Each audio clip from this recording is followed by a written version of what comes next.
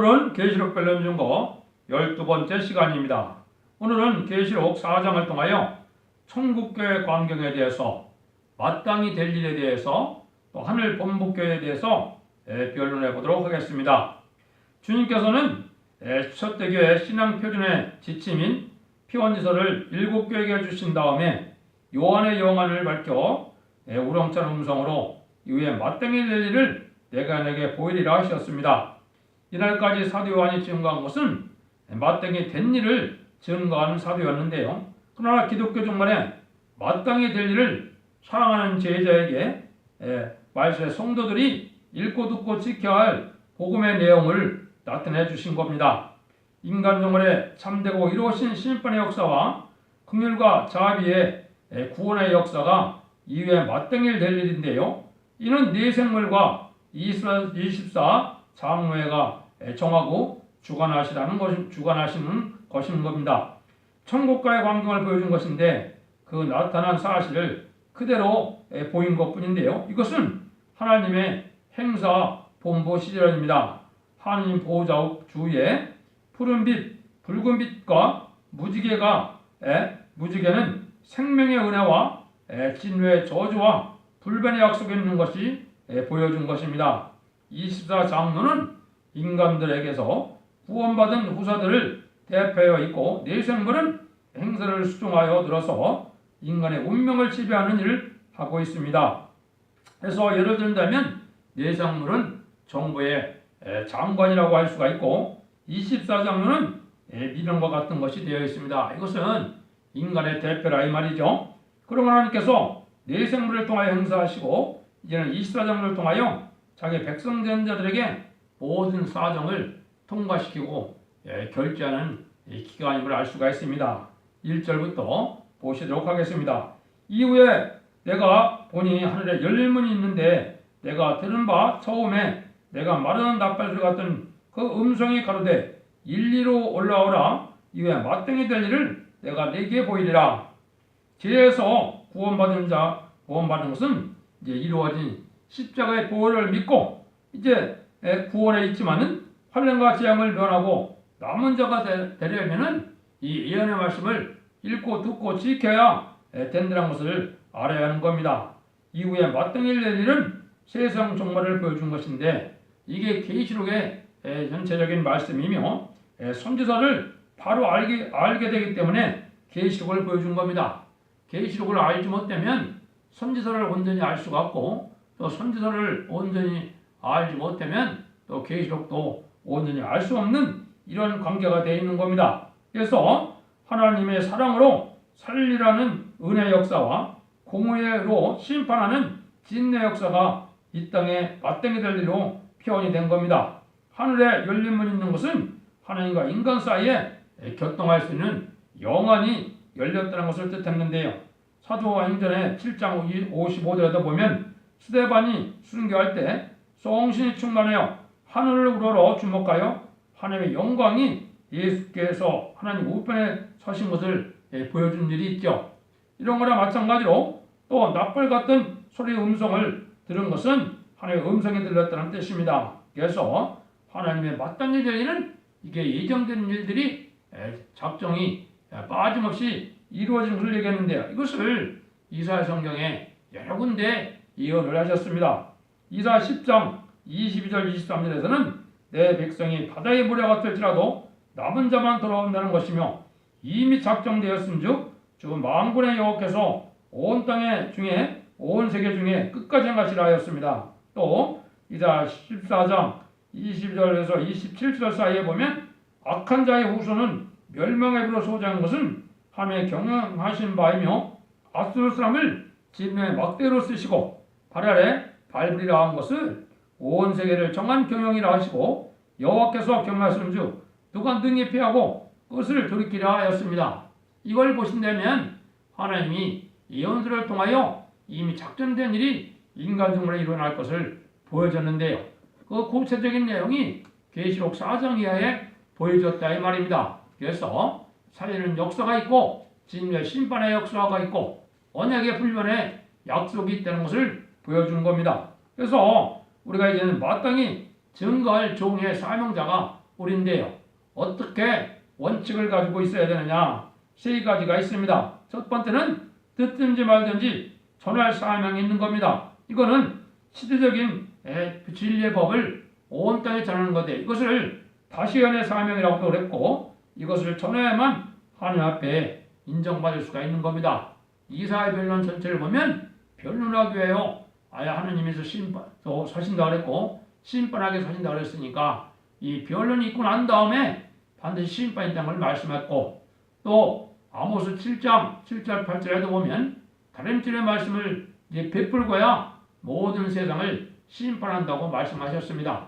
이런 일들이 지금 이 변론의 역사에 나타나는 것이고 두 번째는 긴급한 호각을 부르는 사명이다. 이런 것은 심판 권세의 권리양사를 말하는 건데 여호와의 군대에 긴급 출동의 사명이라는 것을 요엘서 2장 11절에 말씀을 했습니다. 이거는 백마탄 군대를 모으는 역사로 주님과 돌아 14만 4천 명의 백성들을 모으는 역사인 것을 우리에게 알려준 겁니다. 그래서 계시록 19장 10절에 보면 만왕의 왕이 주님의 백마탄 군대로 이제 많은 사람이 따르게 되는데 이것이 바로 변화성대 14만 4천 명의 무리라는 걸 알 수가 있습니다. 그 다음에 이 편류는 오메가의 결전입니다. 설장으로 진리를 깨뜨리는 것이 설장권으로 끝을 맺고 다 때려 부수는 역사라는 것이 계시록 2장 26절부터 28절 사이에 그렇게 말씀을 하셨죠. 그래서 그거는 7명을 받은 종이 되는데 백마탄 군대 입에서 나오는 검으로 죽인다고 그랬죠. 이게 바로 말씀 변론의 전쟁을 택했는데요. 이건 택한 종의 하늘 권세와 땅의 권세를 아울러 맡기심으로 모든 세상을 심판하서 새로운 시대를 이룰 역사를 했는데요. 말씀하신 건데요. 마귀와 마귀 세력을 멸망시키는 역사가 이 땅에 진행될 것을 보여주는데요. 그는 7명을 받아서 인정받은 인격인데요. 보이는 대로 들리는 대로 판단치 아니하는 그런 종이 이제 뭐라 그랬어요? 이게 이사야 11장 4절 5절에 보면 세상의 겸손한 일을 판단하는데 그 입에 막대로 세상을 치며 입술의 기운으로 악인을 죽일 것이다 그랬습니다. 이것은 말씀의 심판권을 가지고 온 세계 악인과 죄인을 멸망시키는 때임을 알 수가 있는 겁니다. 계시록 시대 2절에는 이제는 죄인을 불러오시는 초림의 주님의 역사였지만은 제레미즘의 역사는 이제는 심판하는 역사이기 때문에 회개치 아니한 악인과 죄인은 멸망을 한다는 것을 알려준 거죠. 그래서 이것을 이사야 49장 2절에서는 손구리를 감춘 종이다 그랬으니까 하나님이 감춘 종을 세상에 알아볼 수가 있습니까? 그것은 영적으로만 통하는 자들에게만 이게 알게 되는 것이고 주님이 오셨을 때도 아무리 하나님의 아들이라 하더라도 세상 격권 세력들은 주님을 하나님의 아들로 알아보지 못했던 겁니다. 이것이 인간 중에도 그렇게 될 일을 말씀하신 겁니다. 4장 2절입니다. 내가 곧 성령에 감동하였더니 보라 하늘의 보좌를 베풀었고 그 보좌 위에 앉은 시가 있는데 성신의 감동에 대해서 다시 성신의 감동이 크게 올 때 하늘에 보좌의 광경을 보였죠. 하나님에서는 하나님이 계신 보좌가 있고 주님의 우편에 주님의 보좌도 있고 24장로의 보좌도 있는데요. 보좌들이 베풀었다는 것은 이걸 왕권 받은 종들의 숫자가 찰 것을 얘기한 건데요. 그것을 말씀하신 것이 히브리서 12장 23절에 보면 하늘에 기록된 장제의 총회와 교회라 이랬거든요. 그것은 14만 4천 명이 변화성도가 되어서 하나님 앞에 이제는 휴거가 되고 나면 왕국 부서조직을 할 것을 보여줬다. 이렇게 말씀하는 것을 볼 수 있습니다. 그래서 사도 바울도 고린도후서 12장 2절 3절에 보면 성신에 충만하여 삼층종 간이 있었는데 내가 몸 밖에 있는지 안에 있는지 알 수가 없었다 그랬죠. 그런 일들이 이제 사도 바울도 성령 충만하여 그 사명을 감당할 수 있다는 걸 우리가 보여준 것이고요. 예수님도 요한복음 14장 11절 12절에 보면 내가 아버지 안에 있고 아버지가 내 안에 계심을 믿으라. 그렇지 못하면 행하는 그 일을 인하여 나를 믿으라. 내가 진실로 너에게 이르노니 나를 믿는 자는 나의 하는 일도 할 것이 저도 할 것이요 또한 이보다 큰 것도 아니라 하니니 이건 내가 아버지께로 감이라 하신 것처럼 성령으로 하나님을 할 수 있음을 알리셨는데요. 16절 7절에는 내가 아버지께로 구하겠으니 내가 다른 보혜사를 너에게 주사 영원토록 너희와 함께 하리니 진리의 영이라. 세상은 능히 저를 알지 못하나니 이는 저를 보지도 보았다고 알지도 못함이라. 이것이 마가다락방에 만민에게 보여주는 성령의 역사가 있는데, 주님이 하늘로 가시면 또 다른 보혜사를 보여준다 그랬죠. 진리의 영이라고 그랬죠. 이게 이제 요엘서 2장 20절에 남정과 여종에게 보여주는 하나님의 영을 뜻한 겁니다.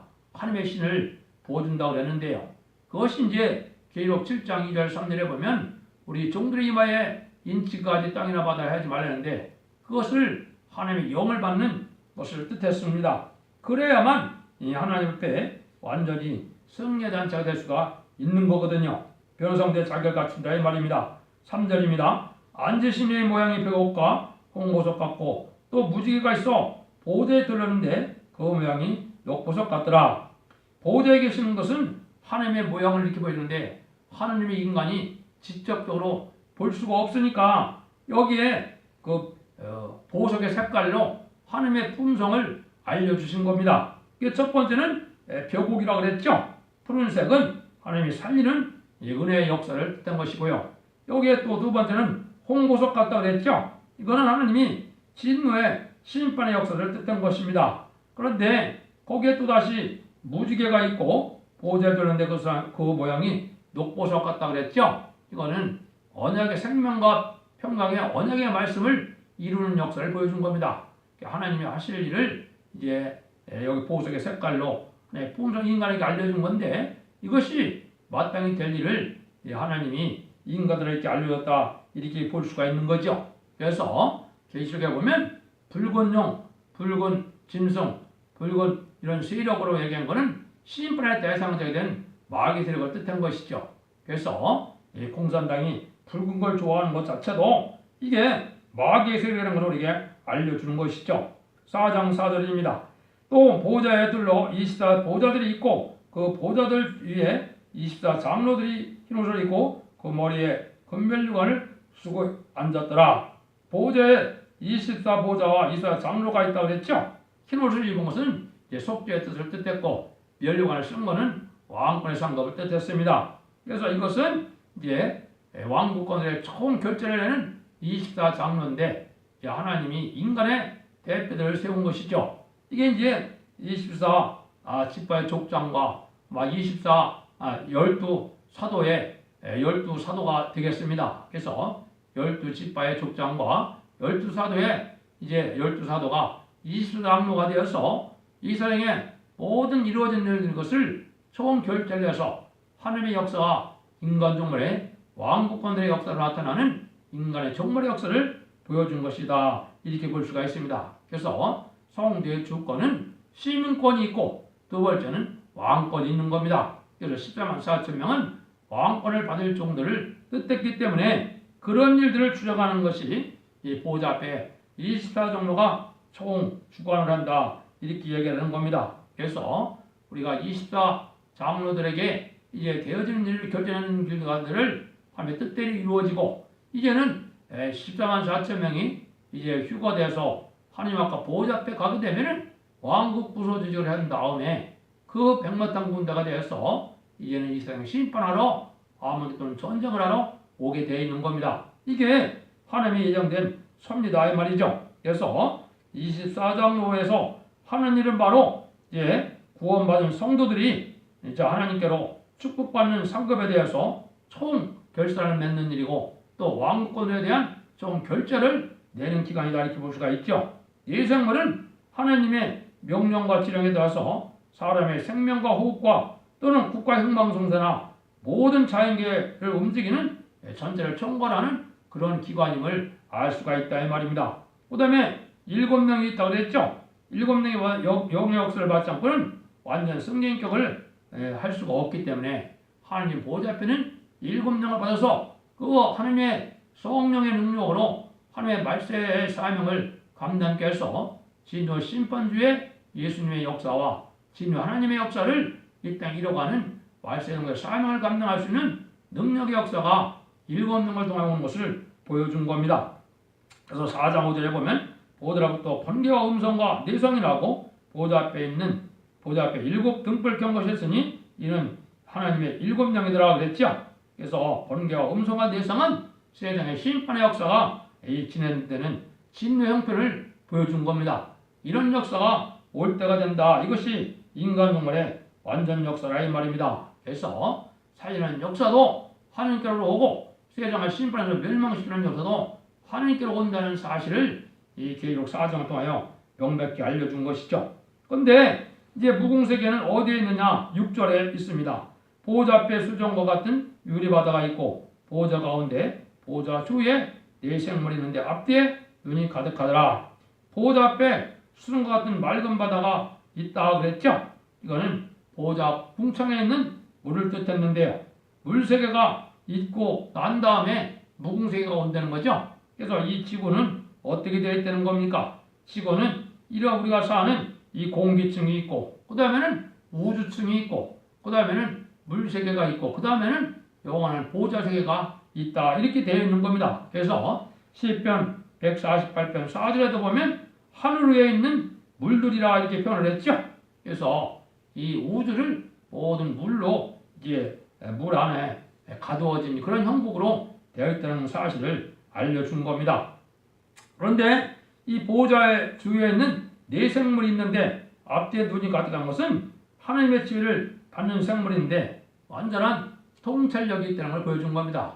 하느님이 하시는 일이 실수가 있으면 되겠습니까? 아니죠. 그래서 모든 생물이 삼라만성을 다 움직이는 것은 이 네 생물의 활동에 있다. 이걸 우리에게 보여준 것이죠. 그래서 하나님이 온 세상을 두루 감찰하시면서 세상을 주관하는 역사를 한다 이 말입니다. 그래서 이 일곱은 온 세상에 두루 행하는 여호와의 눈이다. 이렇게 얘기를 했거든요. 그게 스가랴 4장 10절에 있거든요. 그래서 하나님의 보호자 7명을 받은 종들이 말세 사명을 해서 세상의 심판의 역사가 진행될 수 있음을 보여준 겁니다.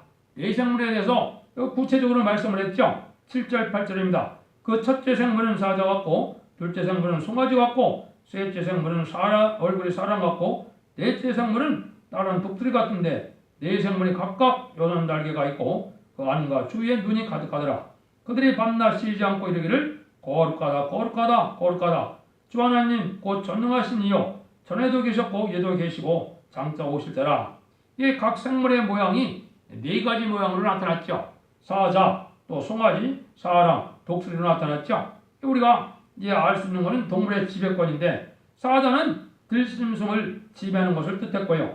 소는 가축을 지배하는 것을 뜻했고요. 사람은 만물의 영장으로 사람을 주관하는 것을 뜻했다 볼 수 있는 거죠. 독수리는 다른 새 중에 대표적으로 다 주관하는 그러한 하나님의 기관임을 알게 된 건데요. 이것이 이제 에스겔서 1장에 보면 아주 구체적으로 이 말씀에 대해서 또 말씀을 해놓았죠. 그래서 네 생물의 역사가 이 땅을 지배하는 역사임을 분명히 우리에게 알려주는 역사다 이 말입니다. 그래서 모든 것은 하나님이 예제장간에 하나님 모든 걸 주관해서 역사가 주관되어지는 것이지 인간으로서 우연으로 다 되는 것은 아니다 이 말입니다. 그래서 악의 세력도 하나님이 허락하는 것이고 악의 세력도 하나님이 정한 때가 있는 것이기 때문에 모든 일들이 하나님의 섭리 속에 하나님의 의를 이루고 하나님의 상을 이루는 하나님의 역사 속에 진행된 것을 우리가 알 수 있다 이 말입니다.